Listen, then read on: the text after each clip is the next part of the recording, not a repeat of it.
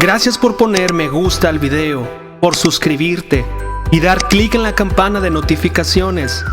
Muchas gracias por tus comentarios. Nos enriquece mucho esta jornada bíblica anual. Muchos versículos bíblicos confirman claramente el poder que tiene la palabra de Dios.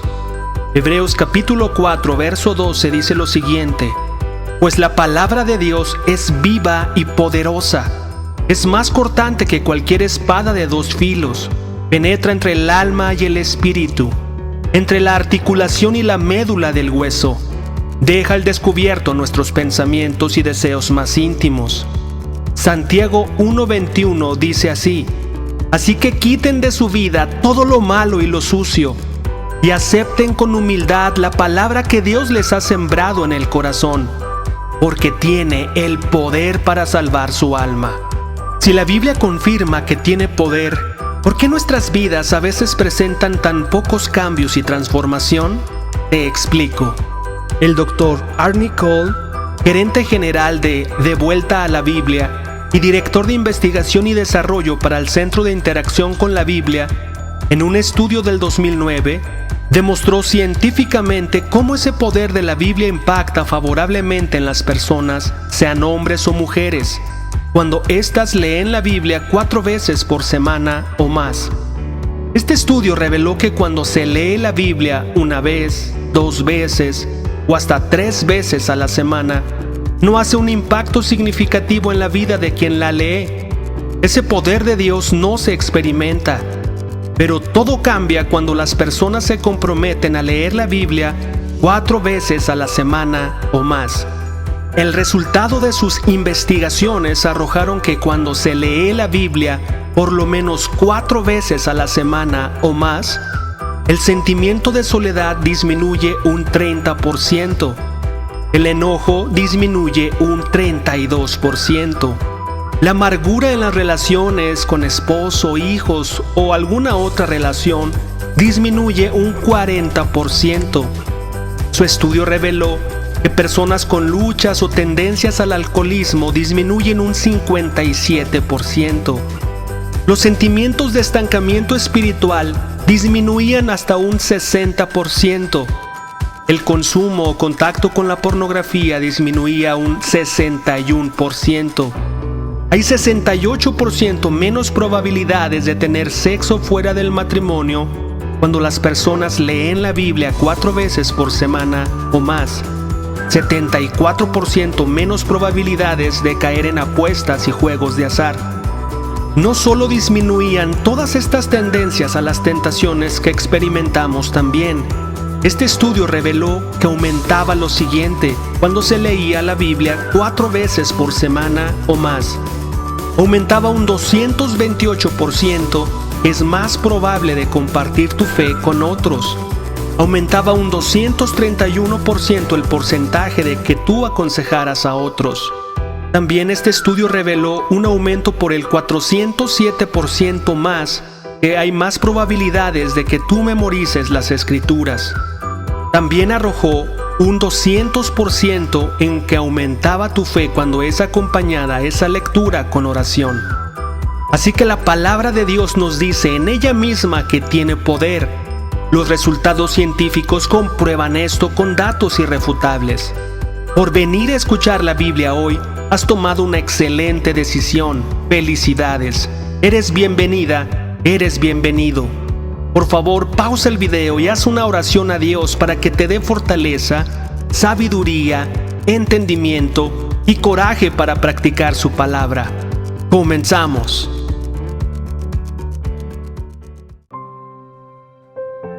Segundo libro de Reyes, capítulo 14.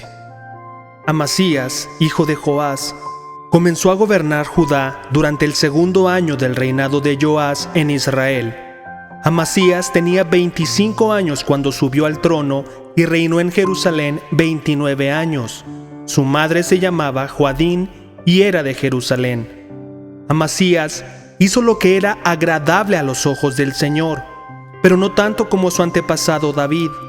Amasías siguió en cambio el ejemplo de su padre Joás. No destruyó los santuarios paganos, y la gente siguió ofreciendo sacrificios y quemando incienso allí.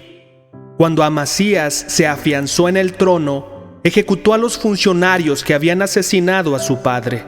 Sin embargo, no mató a los hijos de los asesinos porque obedeció el mandato del Señor que Moisés había escrito en el libro de la ley.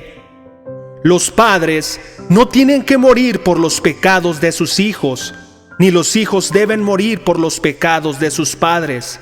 Los que merezcan la muerte serán ejecutados por sus propios delitos. Amasías también mató a 10,000 edomitas en el Valle de la Sal. Además, conquistó la ciudad de Sela y le cambió el nombre a Jocteel, como se le conoce hasta el día de hoy. Cierto día, Amasías envió mensajeros al rey Joás de Israel, hijo de Joacás y nieto de Jehú, para transmitirle un desafío: «Ven y enfréntate conmigo en batalla». Entonces el rey Joás de Israel respondió a Amasías, rey de Judá, con el siguiente relato: «En las montañas del Líbano, un cardo le envió un mensaje a un poderoso cedro: entrega a tu hija en matrimonio a mi hijo».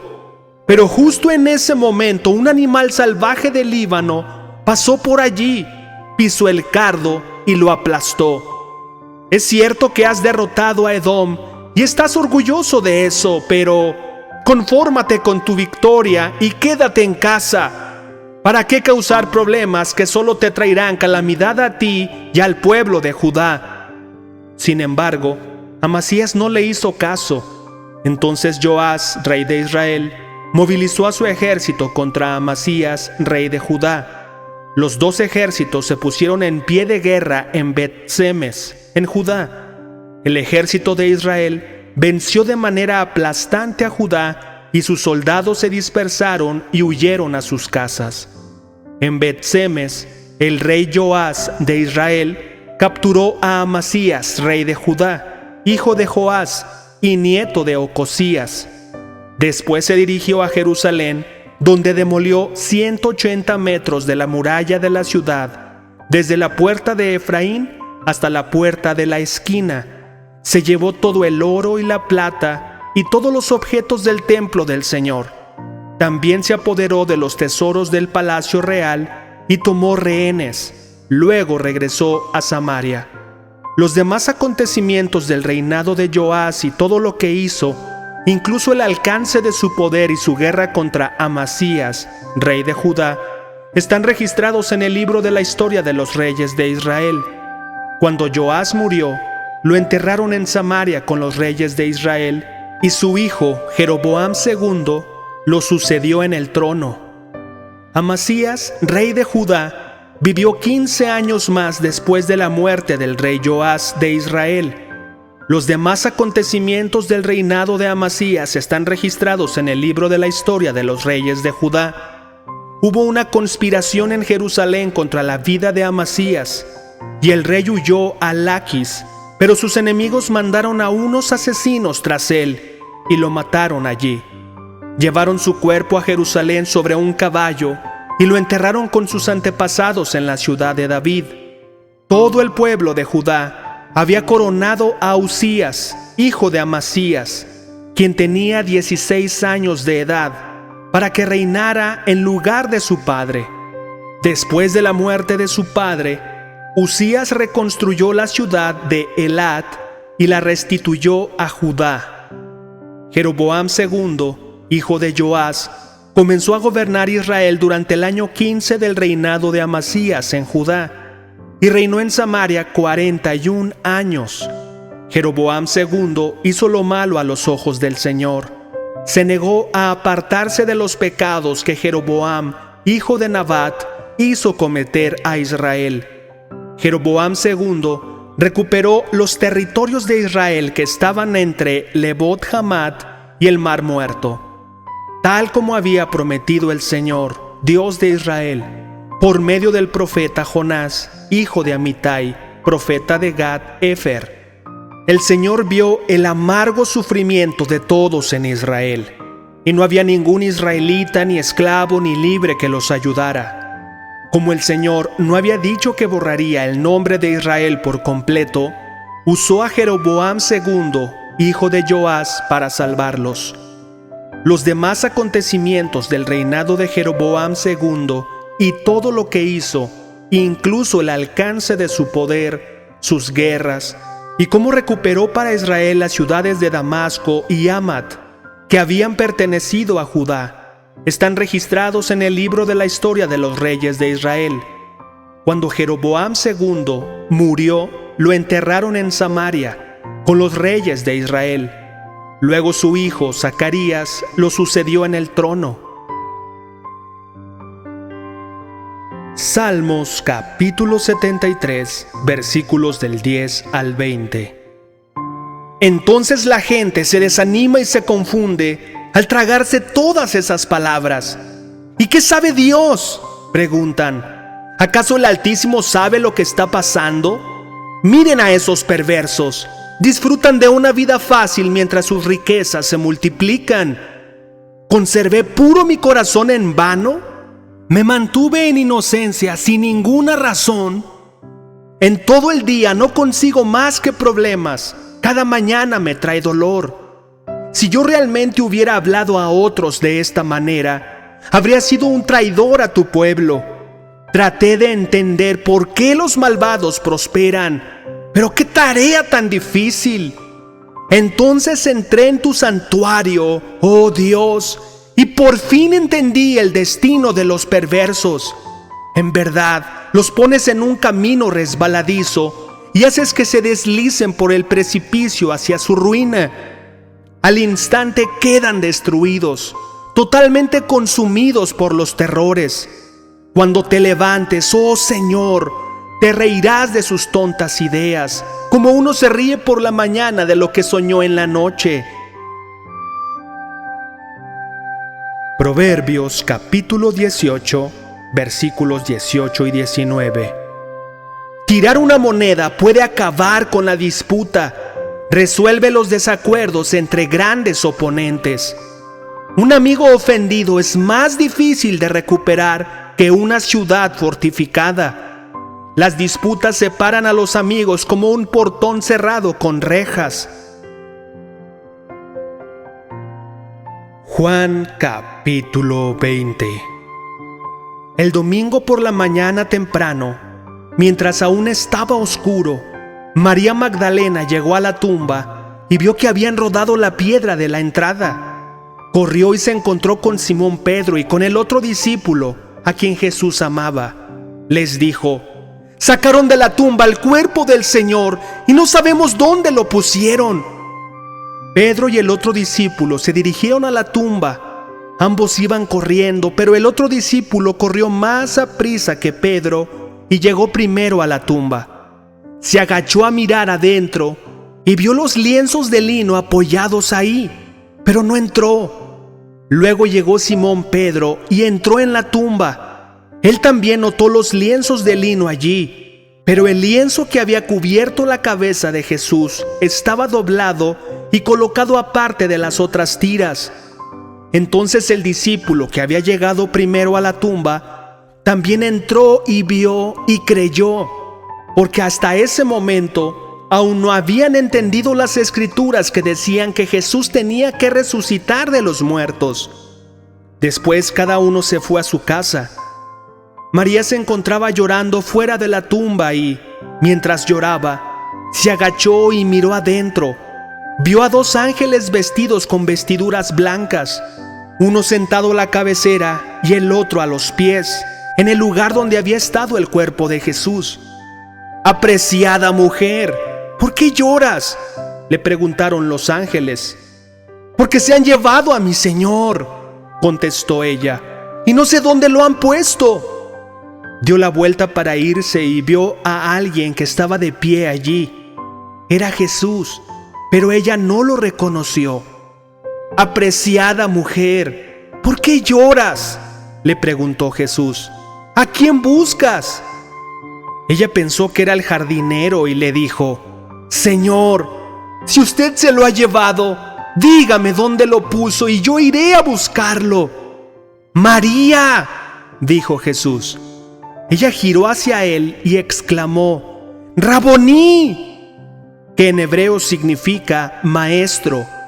No te aferres a mí, le dijo Jesús, porque todavía no he subido al Padre, pero ve a buscar a mis hermanos y diles: voy a subir a mi Padre y al Padre de ustedes, a mi Dios y al Dios de ustedes.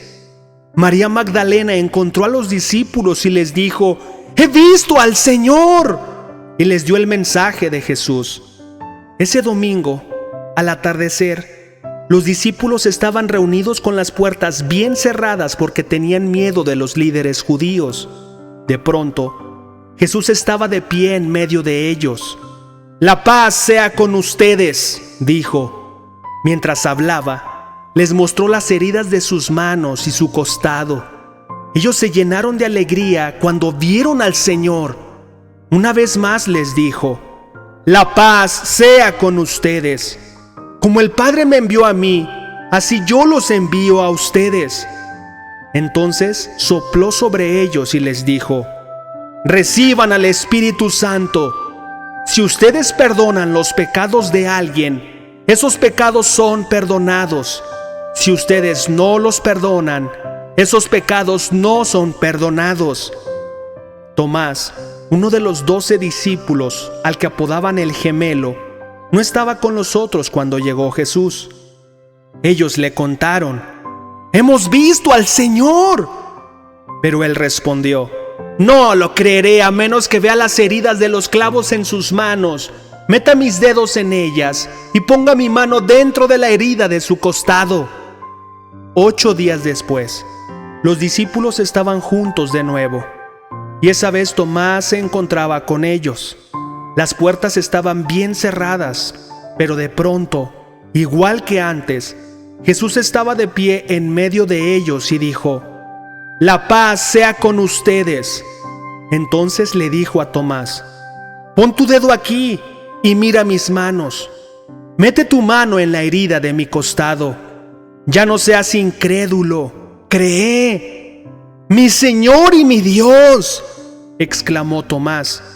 Entonces Jesús le dijo: «Tú crees porque me has visto. Benditos son los que creen sin verme».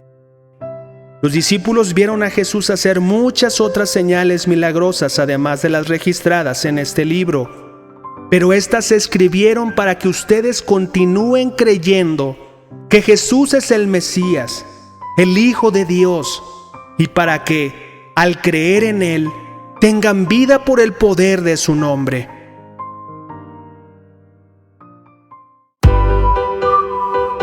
¿Has visto qué práctico, claro y directo es Dios con el ser humano? Él deja muy claro lo que le gusta y lo que le disgusta, lo que espera de ti y lo que Dios quiere hacer por ti y para ti. Pongo a tu disposición una increíble enseñanza de 9 principios básicos para que tú adquieras una relación con Dios de manera personal, para que tú mismo o tú misma puedas encontrar las respuestas a tus inquietudes a través de la Biblia. Hay veces que no sabemos cómo buscar o por dónde empezar. Solo sabemos que queremos tener un encuentro verdadero y real con Dios. Muchas veces le decimos: «Dios, ¿existes? Quiero conocerte». Esta increíble enseñanza de los 9 principios básicos fueron la respuesta para mí y serán la respuesta para ti. Esta enseñanza es presencial o virtual. Yo estoy en Guadalajara, pero tengo amigos por todo México y amigos por todo el mundo que estarían encantados de enseñarte estos 9 principios básicos. Es de manera personal porque es a tu ritmo, es respondiendo a tus dudas, no las de otro, tratando específicamente áreas de tu vida y de tu corazón. Solo necesitas tu Biblia, tiempo y las ganas de tener un encuentro con Dios. Es totalmente gratuito. Tenemos que dar de gracia lo que hemos recibido de gracia. Déjame tus datos para contactarnos contigo al correo queremosresponderte@gmail.com y con gusto te explico cómo podemos empezar y dar el siguiente paso. El correo está indicado en la caja de comentarios. Nos vemos mañana. Bendiciones.